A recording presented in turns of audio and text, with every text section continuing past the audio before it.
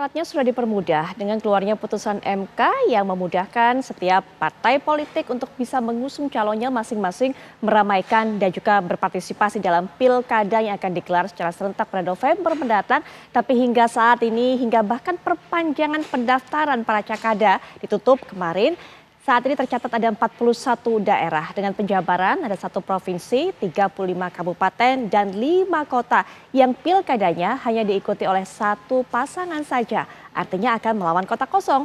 Nah, sebagai pembuka juga saya akan ajak Anda untuk bisa membandingkan dari tahun ke tahun penyelenggaraan pilkada berapa jumlah kota kosongnya. Pada tahun 2015 ada 3 daerah, kemudian pada tahun 2017 ada 9 daerah, lalu pada 2018 ada 16 daerah, dan pada tahun 2020 ada 25 daerah. Apa yang menjadi penyebab partai politik begitu pragmatis, kemudian juga apa yang menjadi konsekuensinya nanti jika ternyata kota kosong yang menjadi pemenang dalam pilkada kali ini. Kita sudah mengundang beberapa narasumber dan yang bergabung pada kesempatan ini salah satunya adalah Pak Idam Holik dari KPU yang juga akan memberikan penjelasan kepada kita. Assalamualaikum warahmatullahi wabarakatuh. Selamat malam Pak Idam Holik. Waalaikumsalam warahmatullahi wabarakatuh. Selamat malam, Mbak. Baik, Pak Idam, catatan dari banyaknya jumlah kota kosong pada pilkada kali ini dari KPU, Pak Idam.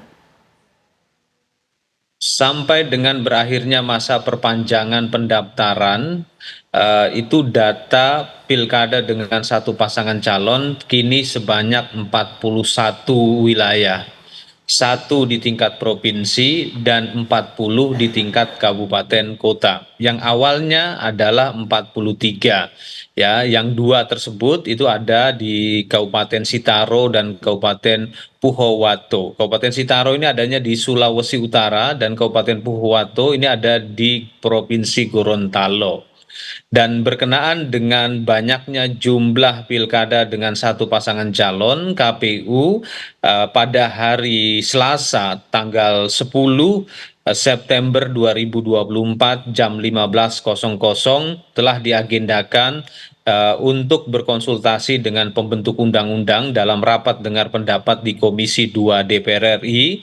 Dalam rapat dengar pendapat nanti KPU akan menyampaikan pandangannya mengenai pasal 54D ayat 3 Undang-Undang Nomor 10 tahun 2016 yang dimana apabila perolehan pasangan calon dalam pilkada calon tunggal itu kurang dari 50%, maka pilkadanya akan dilaksanakan dalam pemilihan berikutnya, yang dimana undang-undang mengatur ada 2 alternatif pelaksanaan pilkada yang diulang tersebut. Yang pertama tahun berikutnya dan yang kedua sesuai dengan jadwal yang diatur di dalam undang-undang pemilihan.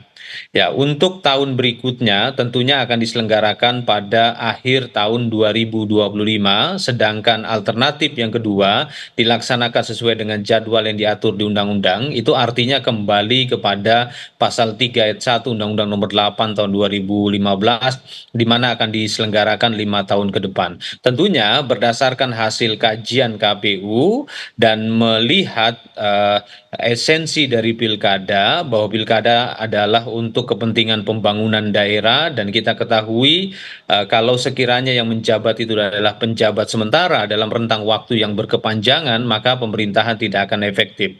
Rencananya KPU akan mengusulkan itu pilkada dilaksanakan tahun depan, dan tentunya kewajiban KPU sebelum menetapkan hal tersebut itu harus berkonsultasi terlebih dahulu dengan pembentuk undang-undang. Baik, juga sudah bergabung dengan kita Mas Arya Bima dari PDIP. Assalamualaikum warahmatullahi wabarakatuh. Selamat malam Mas Bimo. Waalaikumsalam, Mbak Putri. Ya, Mas Bimo, bagaimana melihat adanya kota kosong bahkan sampai ada 41 daerah yang calonnya ataupun juga cakada pesertanya ini hanya calon tunggal? Mas Bimo.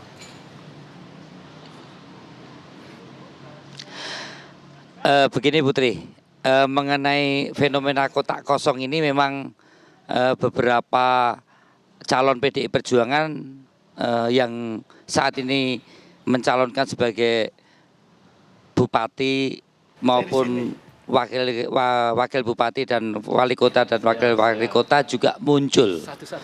Ada dua hal yang kita lihat fenomena ini. Memang kotak kosong itu lahir ada nyata karena memang kandidat ini tidak ada pasangan lain yang bersaing dalam kontestasi. Memang rakyat menghendaki kandidat biasanya incumbent karena key success story-nya selama 5 tahun itu mewujud dengan berbagai kebijakan yang rakyat berkehendak untuk memilih kembali, sehingga partai-partai politik pun juga berpikir untuk mencalonkan kandidat kadernya juga tidak memungkinkan mengalahkan popularitas dan elektabilitasnya. Biasanya partai-partai politik kemudian berembuk, bermufakat, bermusyawarah ya untuk mengusung menjadi calon tunggal. Kalau yang terjadi ini adalah merupakan sesuatu yang tanpa rekayasa, tanpa didesain dengan political engineering di kalangan partai politik, saya kira itu bagian daripada demokrasi. Baik. Tapi ada juga bahwa calon tunggal itu karena faktor kepentingan partai untuk menjadikan seseorang tokoh atau calon tanpa ada persaingan yang tidak memberikan ruang kandidat atau partai lain mencalonkan, ini menjadi sesuatu yang bisa kita sebut tidak demokratis. Karena calon tunggal semacam ini tidak memberikan alternatif pilihan pada rakyat dan juga tidak memberikan ruang calon-calon lain untuk tampil sebagai kandidat di dalam persaingan kontestasi yang lebih fair. Ya, jadi saya melihat dua itu. Yang pertama memang rakyat betul. Itu berkehendak. Oke, catatan dari PDIP, dari survei-survei di berbagai daerah, Mas Bimo, dari 41 daerah yang ada kotak kosong itu mayoritas kemana? Alasan pertama atau alasan kedua?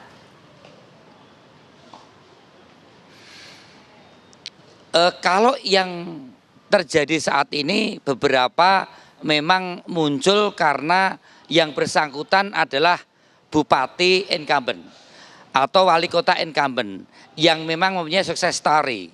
Jadi saya melihat ada dua kelompok ini dan saya juga mencermati ada yang memang itu bertentangan dengan prinsip demokrasi, ada yang memang karena itu adalah bagian daripada demokrasi. Ya, saya melihat itu.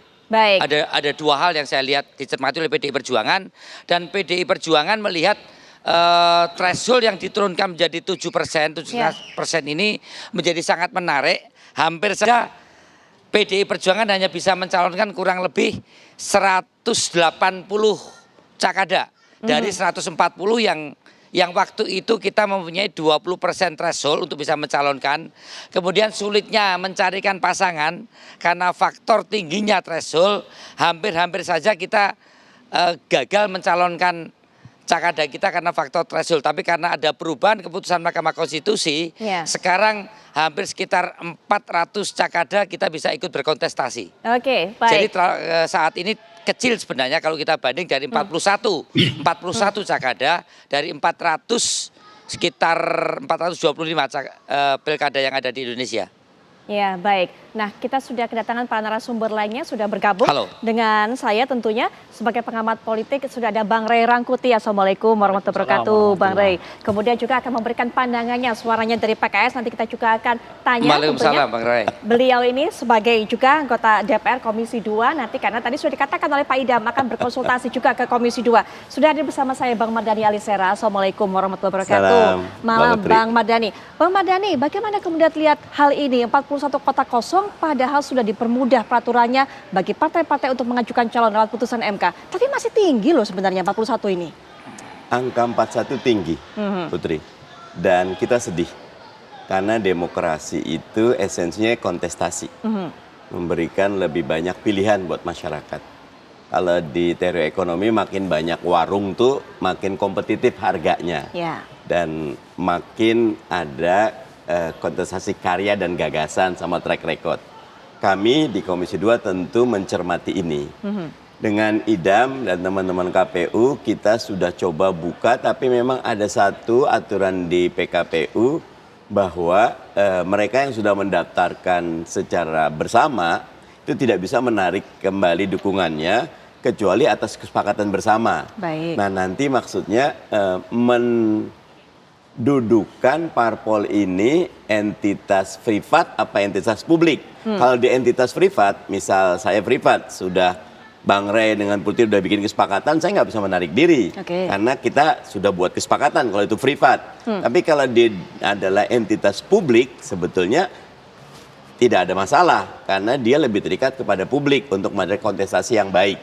Nah, tentu Putri dan teman-teman kalau tahu 36 triliun biaya untuk pilkada serentak kita besar sekali. Ya. Sayang sekali kalau kota kosongnya banyak. Baik, 41 angkanya menyedihkan, miris kalau kata Bang Iya. Mardhani. Tapi di beberapa daerah PKS sepertinya kalau tidak ada putusan MK ini bisa mendorong dan juga mendukung salah satu calon saja bersama dengan para partai-partai lainnya begitu. Termasuk juga di Jakarta sebenarnya Bang Mardhani. Betul. Nah, itu yang kami ada pada posisi misalnya gini.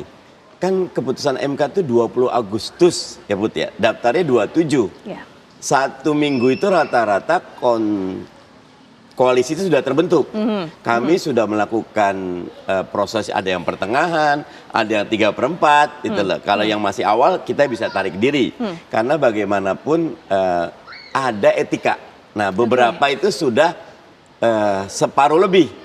Kalau sudah separuh lebih dengan ada kasus MK keluar 6,5 sampai 10, kami tentu pertimbangkan bagaimana suasana di koalisi yang ada. Nah, tentu harapan kami dengan keputusan MK mudah-mudahan nanti menjadi norma tetap dalam perundang-undangan itu di 2029. Oke. Apalagi kalau itu diterapkan juga kepada Pilpres, kita akan berhadapan dengan sebuah situasi yang jauh lebih baik di 2029. Baik, Bang Rey benar Ya. Bang Rey, catatan Bang Rey. Memang karena para partai ini terlalu mepet antara keluarnya putusan MK dengan pendaftaran sehingga susah untuk menarik diri dari koalisi. Ada berbagai macam etika dan pertimbangan-pertimbangan lainnya untuk bisa mengusung calonnya sendiri. Saya kira ada 3 faktor. Faktor pertama memang waktu mepet, ya, sehingga sulit bagi partai-partai itu mengatur strategi baru untuk mendorong kandidat baru gitu. Yang kedua adalah soal sudah ada komitmen dari awal bahwa memang apapun yang terjadi mereka berkoalisi. Nah, apa isi komitmen itu ya bisa macam-macam. Apakah dapat menteri misalnya, apa dapat ini ya kita nggak tahu apa faktor-faktor dari itu. Nah, yang ketiga yang agak alami sih, yang alami itu yang nggak ada pilihan lah, memang harus bersama dia karena elektabilitasnya terlalu tinggi gitu. Sehingga kalaupun misalnya di 0% kan pun belum tentu ada orang mau melawan yang bersangkutan. Oke. Karena udah terlalu tinggi. Tapi itu yang tadi disebut oleh Mas Bima itu yang alami. Betul. Nah, cuma dari 41 ini, sekarang 41 ya, bukan 41. 43 ya. Bukan, sudah dua Jadi orang, ada 2 yang sudah daerah sudah menambahkan calonnya. alhamdulillah kalau begitu. Dari 41 ini, saya kira ya, kalau saya baca-baca lagi tuh, mungkin hampir 80%-nya itu bayi rekayasa. Oke. Karena situasi kotak kosong ini sekarang sudah bagian dari pemenangan, strategi pemenangan. Jadi bukan lagi karena tadi kan disebut oleh Mas Bima tadi itu yang baik alami itu ya. Betul. Kan, karena memang nggak tersaingi deh, elektabilitasnya udah di angka 60-70% gitu. Udah susah ya buang-buang uang, tenaga, pikiran kalau kita nyalonin lagi misalnya begitu. Nah, kalau yang 80% ini menurut saya by design sudah menjadi gaya nih, bagian dari pemenangan. Caranya adalah ya, borong semua partai politik. Iya, iya. Nah, ini yang sebetulnya membuat kita agak miris karena kalau ini jadi model gitu, implikasinya sangat serius menurut saya ke depan itu gitu. Karena ini bukan lagi pada konteks yang kita sebutkan tadi ya. Betul. Orang nggak lagi berpikir tentang prestasi, orang nggak berpikir tentang track record, orang karena apa? Karena dia tahu nanti 5 tahun ke depan tinggal borong partainya kok. Yang penting itu kita punya modal besar lah. Kira-kira begitu tuh. Baik. Nah, ini menghilangkan banyak hal sekali. Nah, oleh karena itu tadi kan misalnya kalau ditanyakan ini 41 ini gede nggak mengidak? Kalau dilihat dari 1 dia gede, Ya. tapi kalau dilihat dari 100 dia turun. Karena asumsi sebelum putusan MK itu ada dugaan kita ini sekitar 100 daerah Betul. yang kotak kosong ini. Nah, setelah ada putusan MK itu nurun sampai 50%. Jadi artinya dari mana kita lihatnya? Kalau kita lihatnya dari kasus 2017 Ya. 2020. 2020. 2020 itu kan sekitar 23 daerah kan, atau 25 daerah. Ya tentu ini tinggi, naik 2 kali lipat gitu. Tapi kalau kita lihat dari fenomena awal yang sebelum putusan MK itu ada, kemungkinan besar ada di sekitar 100 daerah, dia putusan MK itu sudah sangat besar menyelamatkan kemungkinan terjadinya praktek kotak kosong. Kotak kosong. Nah, yang lebih bisa kita katakan putusan MK itu menyelamatkan karena di beberapa provinsi gagal kotak kosong itu. Ya. Padahal sudah ada beberapa skenario untuk membuat kotak kosong di beberapa tempat atau di beberapa provinsi gitu ya. Misalnya di Jakarta non independen hampir kotak kosong kan. Ya. Di Banten kira-kira juga hampir kotak kosong. Nah di Jawa Barat kemungkinan juga hampir kotak kosong. Nah setelah MK ini PKS mencalonkan sendiri ya kan bersama dengan Nasdem dan seterusnya gitu. Nah sekarang kita bersyukurnya tinggal di satu provinsi. Saya nggak tahu satu provinsi ini yang dua yang sudah terisi itu atau tidak saya kurang paham. Tapi catatannya sekarang yang kita tahu itu tinggal satu provinsi dari sekitar asumsi kita 5 sampai 6 provinsi. Karena tersatu Kalimantan Selatan seingat saya. Kalimantan Selatan, Kalimantan Timur itu punya potensi untuk jadi kota kosong juga. Tapi dengan putusan MK ini akhirnya dapat bahasa yang paling tepatnya itu demokrasi ini terselamatkan lah. Gitu. Oke, hanya ada satu provinsi memang yang sekarang kota kosong. Tinggal satu. Dari betul. asumsi 5 ya. Baik. 5 provinsi yang kemungkinan kota kosong saat itu gitu. Dan itu di provinsi yang gede loh. Provinsi yang strategis kayak hampir Jakarta gitu ya, hampir di Banten, hampir di Jawa Barat. Baik. Itu posisi ini yang gede-gede itu, yang ikonik lah. Jadi kalau sampai kota kosong di daerah-daerah itu kan implikasinya itu gede banget secara nasional gitu, secara politik dan memang sudah semestinya harus dihindari itu, khususnya di Jakarta. Jakarta itu kan harus jadi role model lah. Betul, bagaimana jadi demokrasi itu dikelola. Iya, karena semua perhatian kan ke sini kan. Baik. Nah, itu mestinya dibuat sebagai role model bagaimana demokrasi itu bekerja gitu. Ya, soal implikasi akan diperdalam nanti di segmen berikutnya. Kita juga Bang Mardhani tadi saat awal ini saya berbincang dengan Pak Idam. Pak Idam mengatakan akan konsultasi dengan Komisi 2. Bagaimana kemudian ada 2 alternatif jika ternyata hasil pilkada ini kota kosong yang menang. Apakah kemudian pilkada ini akan dilakukan ulang pada 2025 ataupun juga nanti pada saat 2029 menunggu 5 tahun kemudian sehingga harus ada penjabat gubernur, penjabat wali kota, bupati yang akan kemudian memimpin daerah tersebut. Nanti mungkin bisa disampaikan bagaimana pandangannya karena dari KPU sendiri sudah ada kajian mengenai hal ini. Nanti kita akan bahas bersama tentunya setelah jeda berikut ini. Sebelum nanti Bang Mardhani untuk bisa bergabung kembali dengan kita karena saat ini juga sedang melaksanakan ibadah sholat maghrib. Nanti Bang Mardhani bisa berikan pandangan terhadap usulan alternatif yang akan disampaikan oleh pihak KPU mengenai bagaimana penyelesaiannya jika kemudian kota kosong yang menjadi pemenang dalam pilkada. Saya juga tertarik untuk bisa membahas mengenai penyebab, salah satunya yang disebut sebagai penyebab adanya kota kosong ini, bahwa begitu tingginya biaya politik ataupun juga biaya pilkada. Mas Bimo, gosip-gosipnya, Mas Bimo, isu-isunya ini untuk bisa mendapatkan tiket dari partai-partai agar bisa maju di pilkada, ini harus mengeluarkan para cakadas itu bahkan sampai 500 juta rupiah per kursi untuk bisa menjadi cagup ataupun juga mungkin calon wali kota. Sementara untuk bisa menjadi cagup bahkan harus mengeluarkan 1 miliar per kursi untuk bisa mendapatkan dukungan dari partai-partai agar bisa berkoalisi. Betul nggak seperti itu isunya di lapangan, Mas Bimo?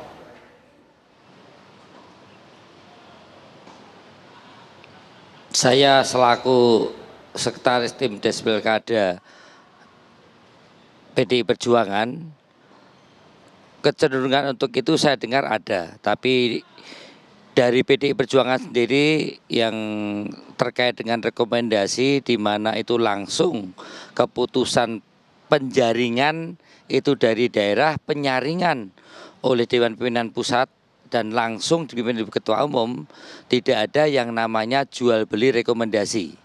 Memang ada hal-hal yang terkait dengan gotong royong biaya untuk sukses tim pilkada atau sukses pilkada di masing-masing daerah yang harus dirembuk dengan para calon kandidat yang mencalonkan dengan pimpinan partai di wilayahnya. Saya mendengar itu dan itu menjadi suatu hal yang sering juga didiskusikan di dalam internal partai khususnya di daerah untuk mengajak beberapa partai politik kadang mentargetkan atau memberikan nominal untuk hal-hal yang terkait dengan sisi keuangan yang harus juga dirasionalisasikan. Maksud saya begini, bahwa pada saat mesin partai ini bekerja untuk memenangkan kandidat, itu ada kos organisasi, ada kos yang namanya terkait dengan biaya kampanye atau biaya sosialisasi atau biaya yang terkait dengan saksi itu biasanya bisa diduduk bareng.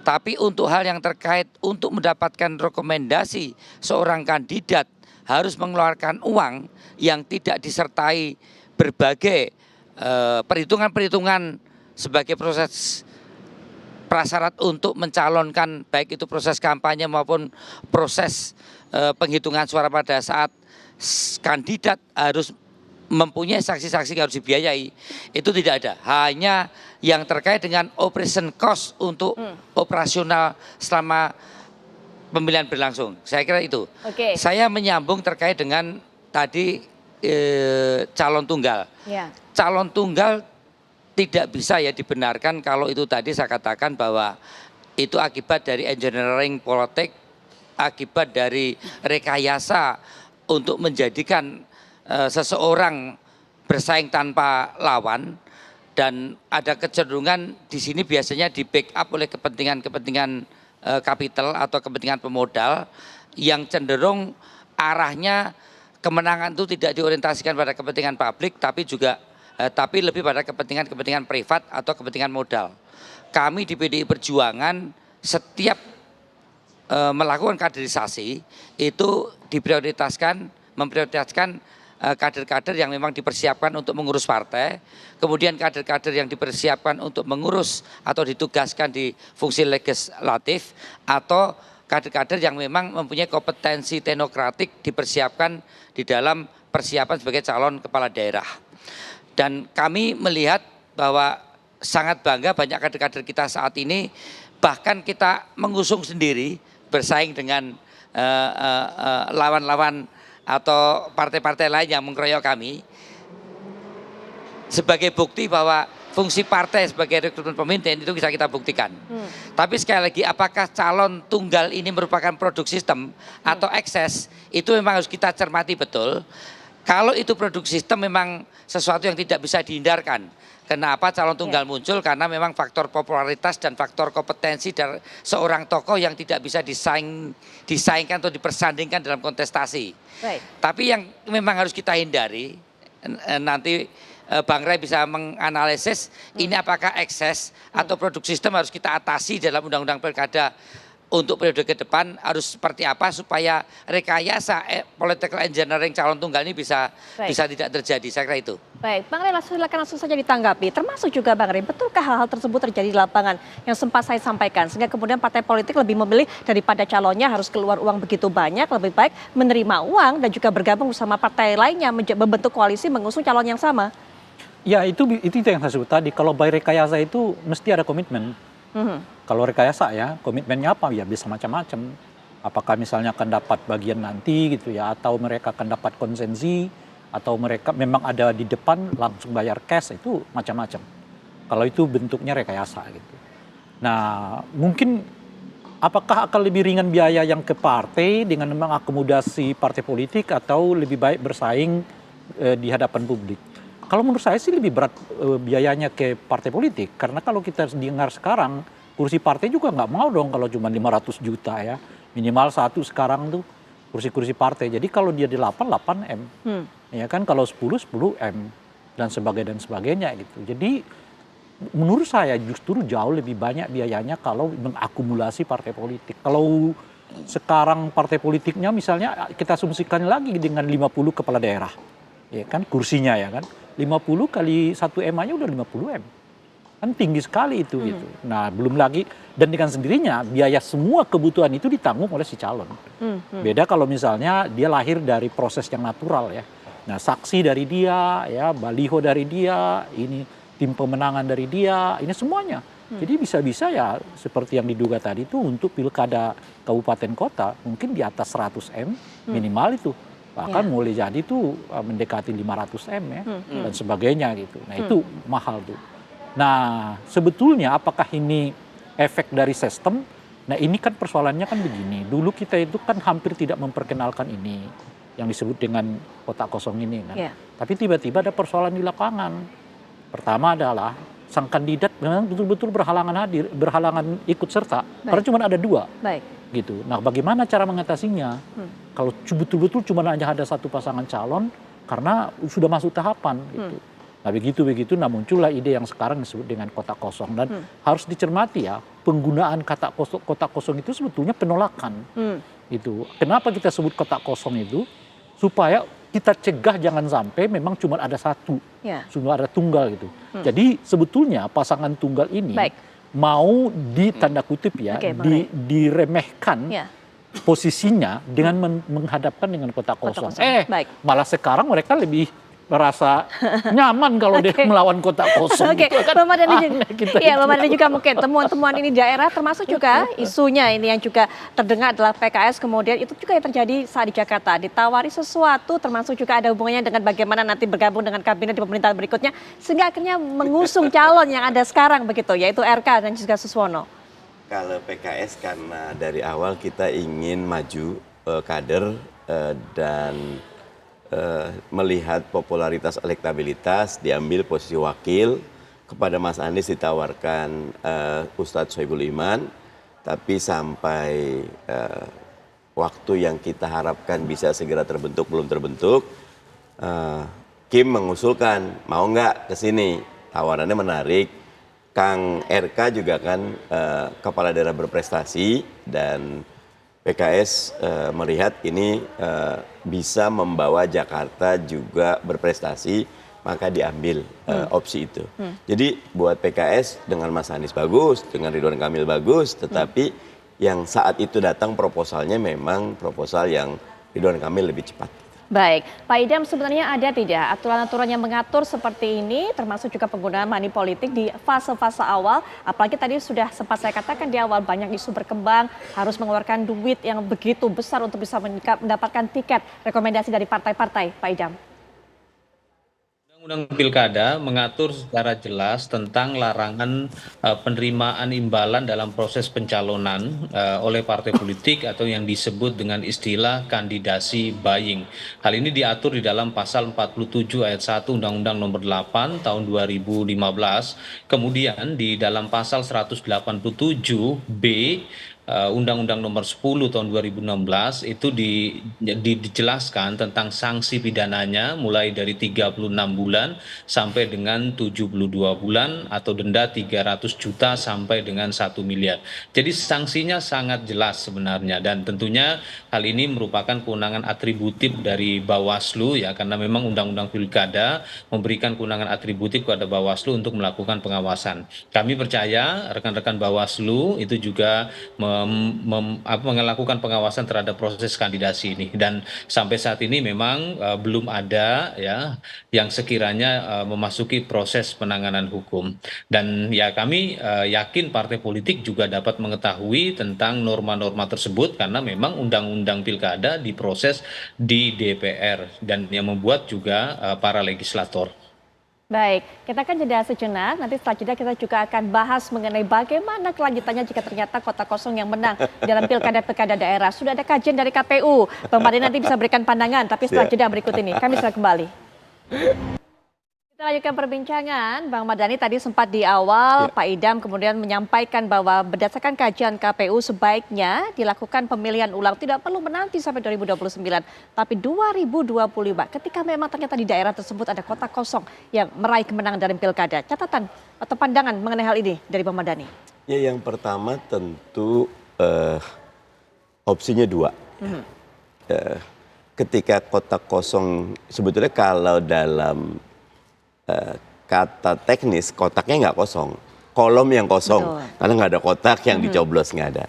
Kolomnya itu buat saya apresiasi teman-teman KPU karena tetap memberikan peluang bagi masyarakat untuk bersuara. Nah, kalau terjadi kotak kosong yang menang, ketika kita melakukan pilkada ulang, maka pastikan prosesnya buat saya jangan kotak kosong lawan kontestan lagi, harus dibuka pendaftaran ulang.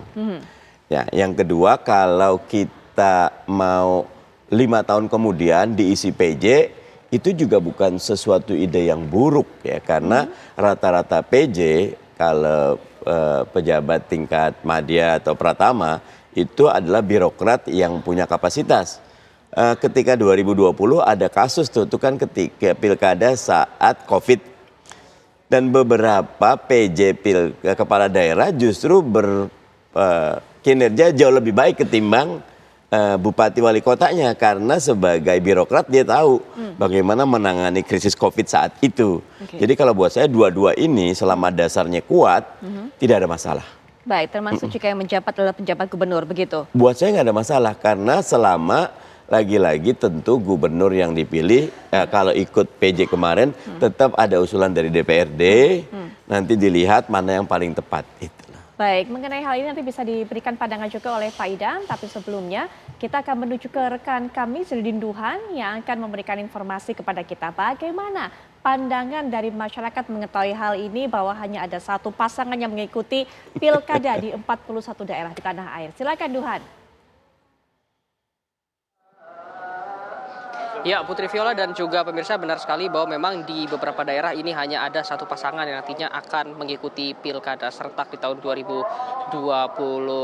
Tentunya juga ini memicu perdebatan di kalangan masyarakat meskipun tidak terjadi di Jakarta. Namun saya akan menanyakan kepada salah satu masyarakat ini yang berada di Jakarta. Di sini ada Mas Dwi, ini yang termasuk dari golongan muda juga yang berada di Jakarta. Saya ingin bertanya, Mas, ini bagaimana tanggapannya mengenai pilkada di beberapa daerah di Indonesia, lebih dari 40 daerah di Indonesia hanya memiliki satu calon tunggal yang artinya akan melawan kota kosong. Nah, dari Mas Dwi sendiri yang nantinya tentunya memiliki hak suara seperti itu, tanggapannya seperti apa? Secara demokrasi itu kan memang kota kosong itu adalah pilihan, tetapi itu bukan bagian dari pilihan yang ideal. Karena kalau kita berbicara demokrasi adalah bagian dari kemunduran.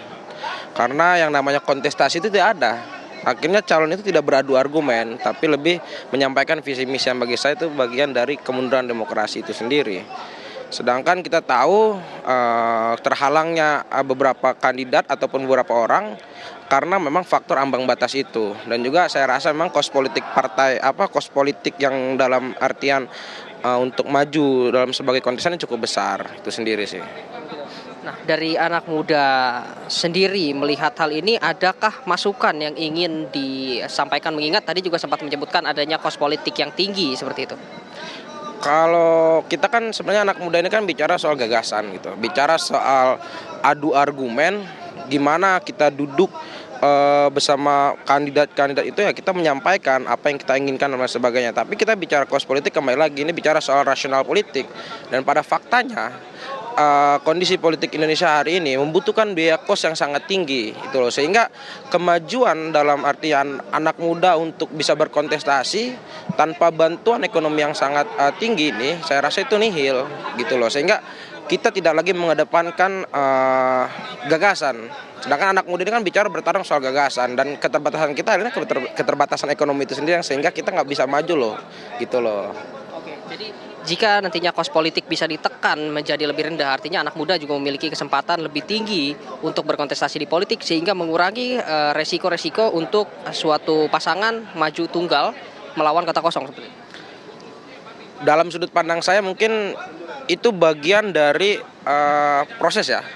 Tapi baik lagi bicara soal kos politik, atau mungkin ketika kos politik ini ditekan, atau mungkin kita memakai sistem cara kos politik anak muda nanti akan dibiayai oleh negara. Yang bertarung adalah benar gagasan gitu loh.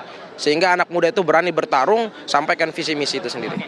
Terima kasih, Mas. Nah, selanjutnya saya juga akan bertanya kepada salah satu warga yang berada di sini. Kali ini bukan dari golongan muda, namun lebih senior seperti itu. Nah, saya ingin bertanya kepada Pak Alwi. Pak, seperti apa tanggapannya mengenai beberapa daerah yang calonnya adalah calon tunggal dan akan menghadapi kota kosong? Ya, yang namanya kota kosong itu beranggapan itu suatu kemunduran demokrasi. Karena istilah itu baru tampil, baru terlihat periode yang sekarang, Pilkada DKI Jakarta. Apakah itu menjawab tentang tidak didukungnya Anies Baswedan sebagai calon gubernur DKI, atau tidak didukung oleh partai politik yang selama ini mengusungnya Pak Anies Baswedan, itu tidak mendukung gitu loh. Nah, apakah itu salah satu solusinya? Saya anggap itu bukan suatu solusi gitu loh. Terima kasih, Pak Alwi.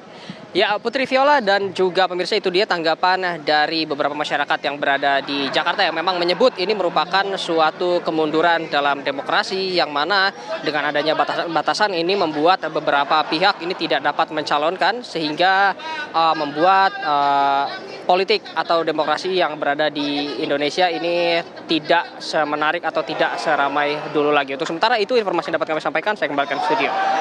Mendengarkan bagaimana pandangan dari masyarakat. Mas Bimo sekarang, bagaimana Mas Bimo jika kemudian di daerah tersebut masyarakat ternyata lebih banyak untuk bisa memilih kertas yang tidak bertuliskan nama, foto ataupun juga surat suara kosong, apakah memang lebih baik jika pilkadanya diulang pada tahun 2025 sesegera mungkin atau memberikan kesempatan kepada BJ baik itu penjabat gubernur, bupati, wali kota untuk bisa memimpin daerah tersebut hingga 2029 dilaksanakannya pilkada di jadwal berikutnya, Mas Bimo?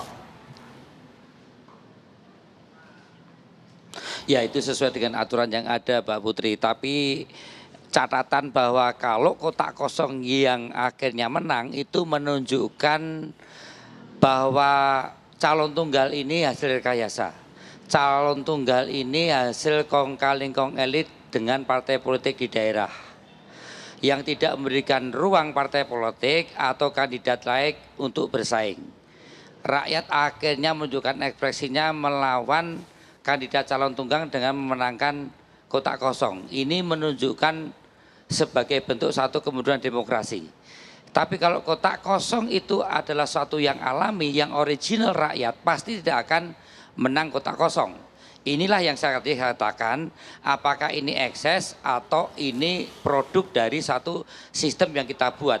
Kalau kotak kosong itu menang, berarti ini hasil daripada rekayasa yang tidak alami, hasil kong kaling kong, hanya ingin berusaha mengegulkan salah satu tokoh dengan tidak memberikan ruang kepada kandidat lain atau memborong partai politik hanya mengusung salah satu kandidat. Inilah yang tentunya akan menjadi langkah koreksi kita yang setiap 5 tahun kita evaluasi undang-undang pemilihan umum. Dan kemudian apakah setelah kotak kosong itu kita adakan pemilihan ulang atau kemudian menggunakan PLT 5 tahun ke depan, saya kira Komisi 2 sesuai dengan aturan yang ada akan mengevaluasi. Tetapi cermin dari buruknya demokrasi yang kita lakukan apabila itu terlihat kotak kosong yang menang. Ini adalah bentuk-bentuk kartel politik terjadi, bagi-bagi kekuasaan terjadi, dan ini perlu kita evaluasi. Baik. Apakah sistem yang sekarang ini akan mempermudah kartel politik atau kong kalingkong antar tokoh dan partai politik untuk mengusung kotak kosong? Namun rakyat tidak bisa lagi dibodohi, perlawanan bahwa itu rekayasa, bahwa itu political engineering untuk mengusung calon tunggal adalah bukti rakyat menyoblos kotak kosong. Ini akan terlihat dalam pilkada besok. Baik, Pak Idam, KPU memang sudah punya kajian, tapi kalau dikatakan pandangan dari Bang Mardhani tadi bahwa tidak ada salahnya memberikan kesempatan kepada para penjabat, baik itu gubernur, wali kota, bupati, untuk bisa diberikan kesempatan memimpin daerah tersebut. Ya, tentunya saya tidak punya kapasitas untuk mengcounter pendapatnya Bang Mardhani Alisera pada forum ini. Yang jelas kami nanti akan sampaikan di dalam forum rapat konsultasi dengan DPR dan pemerintah. Ya, kalau tadi kami sempat sampaikan, ya kami berencana akan mengusulkan tahun depan karena pertimbangan pertama, pemilih atau masyarakat di daerah berhak memiliki kepala daerah berdasarkan hasil pilkada. Ya, dan ini tentunya dalam perspektif kedaulatan pemilih sebagai rakyat di negara demokrasi. Dan kalau kita bicara dalam komparasi kewenangan yang dimiliki antara kepala daerah yang terpilih dengan penjabat sementara, sudah pasti ada perbedaan yang cukup kontras. Nah, oleh karena itu kami memandang ya menjadi efektif pemerintahan daerah ini kalau sekiranya dipimpin langsung oleh kepala daerah berdasarkan hasil pilkada. Nah, sekali lagi kami tegaskan, kami akan menyampaikan atau akan mengatur secara resmi pasca KPU berkonsultasi dengan pembentuk undang-undang. Baik, Pak Idam, terima kasih sudah meluangkan waktunya Pak Idam untuk bisa memberikan pandangannya mengenai hal ini kepada kami. Kita akan terus tunggu termasuk juga bagaimana hasil nanti konsultasi yang dilakukan oleh KPU dengan Komisi 2 DPR. Sekali lagi terima kasih Pak Idam Khalid. Kami akan kembali lagi setelah jeda termasuk juga dengan perbincangan ini pandangan dari Bang Renati. Bagaimana kemudian kelebihan kekurangannya dengan adanya dua alternatif tersebut sebagai solusi. Sesaat lagi. Sebelum jeda tadi saya sudah sampaikan pertanyaan kepada Bang Ray Rangkuti, mana kemudian pertimbangannya kurang lebihnya begitu untung ruginya menurut Bang Ray alternatif-alternatif yang disodorkan jika memang kota kosong ini menang di berbagai daerah. Saya kira ada 3 alternatif dan 3 alternatif itu punya istilah tersendiri tapi punya implikasi tersendiri juga. Misalnya kalau kita menggunakan pemilu ulang itu punya implikasi dan memang harus dilakukan secepat mungkin. Dari 1 tahun atau 1,5 tahun setelah itu nanti dilihat teknisnya lah. Misalnya 1 tahun itu memungkinkan nggak surat suara dicetak ya macam-macam dan seterusnya itu gitu ya. Tapi implikasinya apa? Yang namanya pemilu ulang tidak boleh menyertakan kandidat yang lain.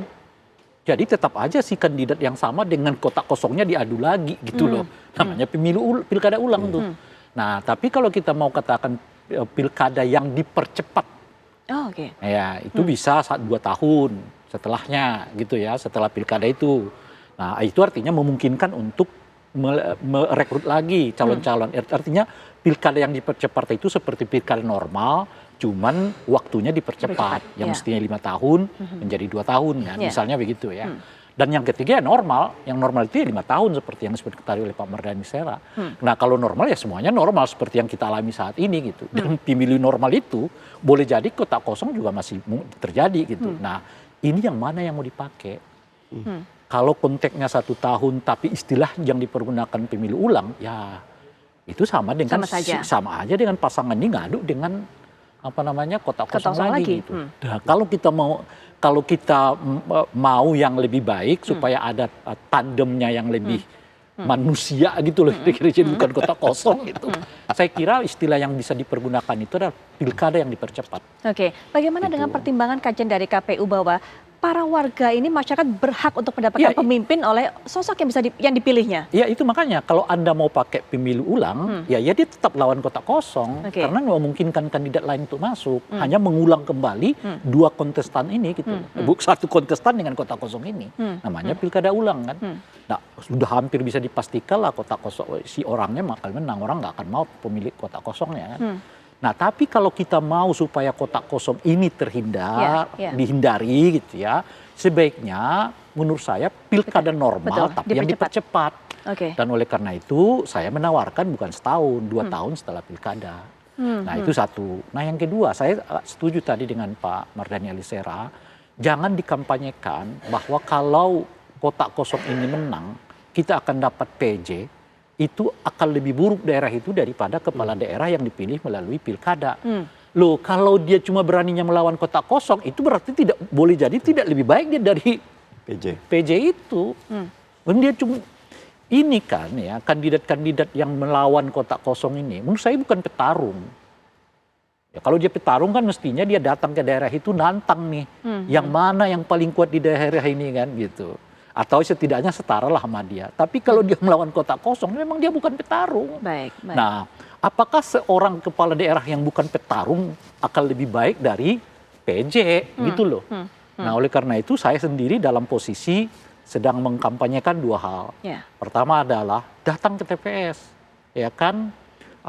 Buktikan Anda berdaulat. Dengan cara apa? Dengan cara ya melawan kandidat yang kotak kosong dan melawan kandidat yang merupakan rekayasa partai politik.